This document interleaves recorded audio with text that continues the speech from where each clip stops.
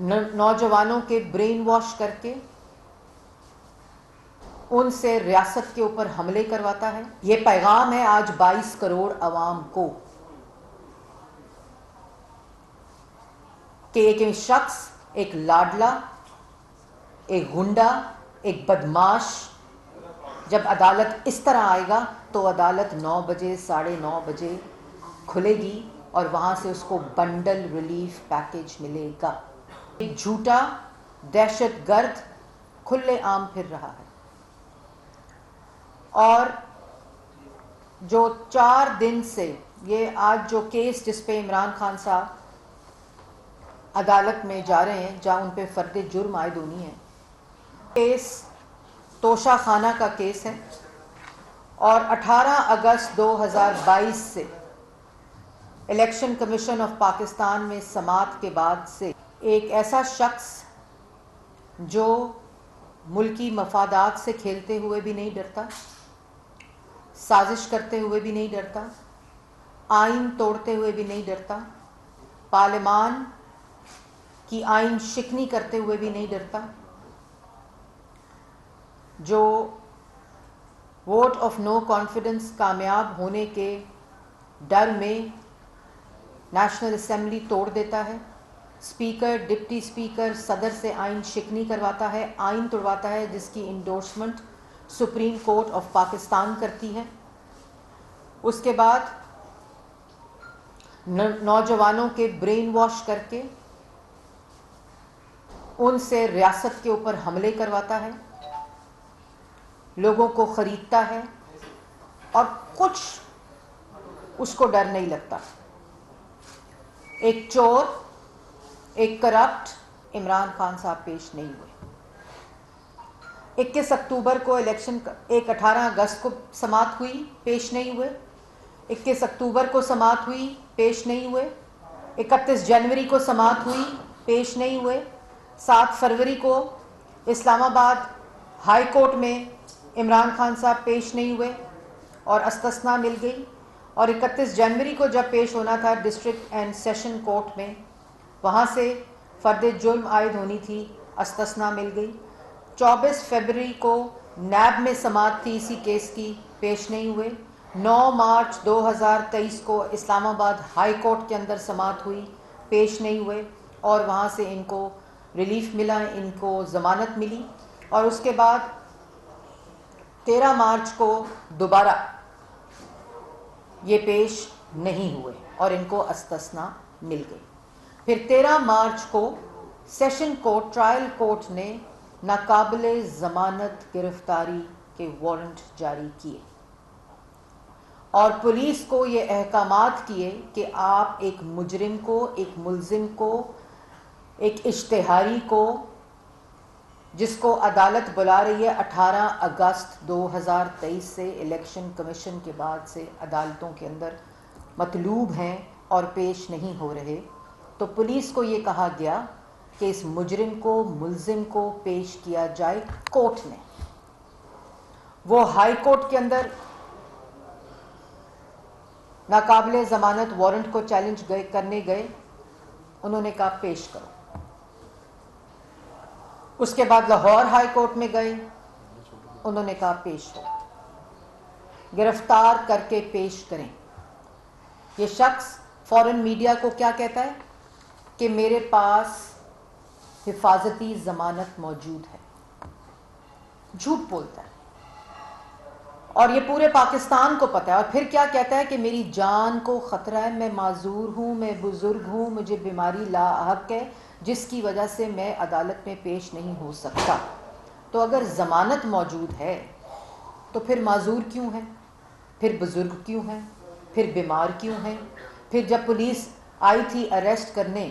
تو وہ بیل کے آرڈرز دکھا دیتے، جب پولیس اریسٹ کرنے آئی تھی اور آپ کے وارنٹس لے کر آئی تھی تو پھر انڈر ٹیکنگ کیوں دی اگر ضمانت موجود تھی؟ تو یہ وہ ساری تفصیل ہے جو اس کیس میں، اس کے علاوہ فورن فنڈنگ کا کیس ہے، ٹیریان جو ان کی بیٹی ہے، مجھے تو اب اس بچی کے اوپر ترس آتا ہے، اس کا کیس ہے، اور توہین عدالت زیبا جج صاحبہ کا کیس ہے۔ یہ آج جو کیس پہ جا رہے ہیں، ڈنڈے لے کر، گلیلے لے کر، دہشت گردوں کی کل عدم تنظیموں کے نمائندے لے کر، جن کے پاس، جن سیاسی جماعتوں کے پاس پاپولیرٹی ہوتی ہے، مقبولیت ہوتی ہے، ان کے ساتھ ان کے سپورٹرز اور ووٹرز موجود ہوتے ہیں، ان کو اپنے محافظ دہشت گرد کل عدم تنظیموں کے لوگ نہیں چاہیے ہوتے۔ وہ عدالتوں میں کلاشن کوف، گلیلے اور ڈنڈے لے کر نہیں جاتے،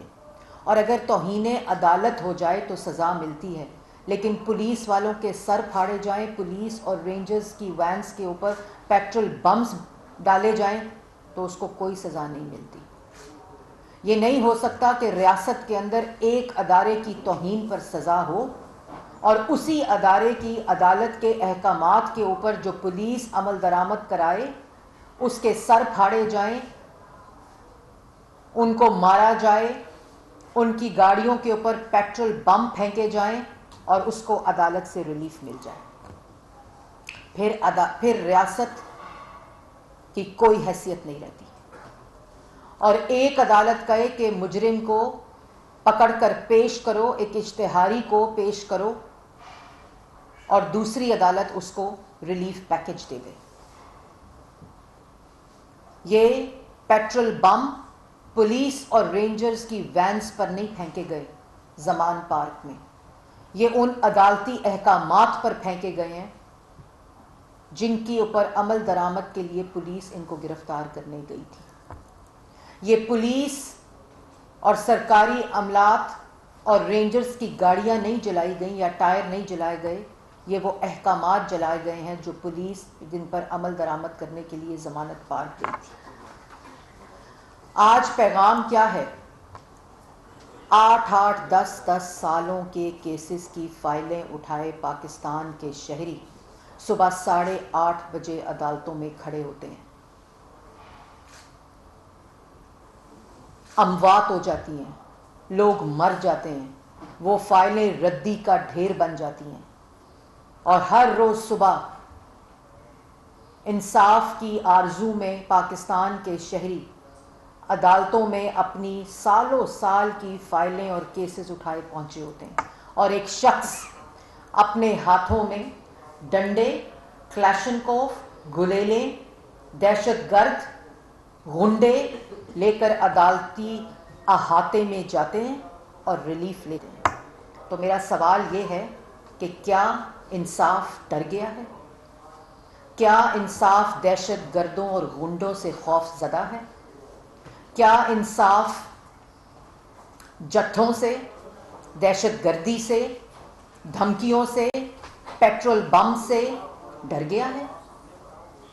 یہ نہیں ہو سکتا کہ ایک طاقتور اپنے گھر سے نکلے جس کو عدالت بلاتی ہے تو جتھے لے کر، کلاشن کوف لے کر، ڈنڈے لے کر اس کی گاڑی کے اوپر لہرائے جائیں جو عدالت جا رہی ہے، اور پھر عدالت میں احاطے میں پہنچ کر وہاں غنڈہ گردی ہو، وہاں ڈنڈے برسائے جائیں، اور کل عدم تنظیموں کے لوگ اس کا پورا سراؤنڈ کریں، اس کو احاطے عدالت کے اندر یہ بات ہو رہی ہے۔ تو پھر آپ کیا پیغام دے رہے ہیں؟ آپ کیا پیغام دے رہے ہیں کہ انصاف پاکستان میں اور قانون دہشت گردوں سے، غنڈوں سے، گلیلوں سے، جتھوں سے، دھمکیوں سے اور گالیوں سے ڈر گیا ہے، اور ایک طاقتور قانون اور آئین کے نیچے نہیں آ سکتا، وہ قانون اور آئین سے بالا تر ہے۔ یہ پیغام ہے آج 22 کروڑ عوام کو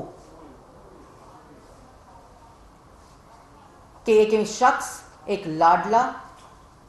ایک غنڈا، ایک بدماش جب عدالت اس طرح آئے گا تو عدالت 9 بجے 9:30 بجے کھلے گی اور وہاں سے اس کو بنڈل ریلیف پیکج ملے گا، اور پولیس والوں کے سر توڑنے کا قانون ختم کر دینا چاہیے۔ عدالت سے کوئی سزا ریاست کے اوپر حملہ آور ہونے کی کل کے بعد جائز نہیں ہوگی، اور جو پولیس جوان پاکستان کے بچوں اور عورتوں کو جس کو یہ ڈھال بنا کر بیٹھتا ہے ان کی حفاظت کے لیے نکلے گی، کیونکہ جب ان کے سر پھٹیں گے، 65 پولیس والے زخمی ہو گئے، اس کو عدالت نے ریلیف دے دیا، کوئی پوچھنے والا نہیں۔ پولیس وینز پہ اور رینجرز کی وینز کے اوپر بم، پیٹرول بم پھینکے گئے، آڈیو لیکس آ گئیں، ایم پیز کو، ممبر پارلیمنٹس کو اور اپنے کارکنان کو کہا کہ ٹکٹ نہیں ملے گی اگر یہ ڈنڈے لے کر تم نہ پہنچے اور پولیس والوں کے سر نہ پھاڑے۔ یہ ہے اس ملک میں اس وقت آئین، قانون اور انصاف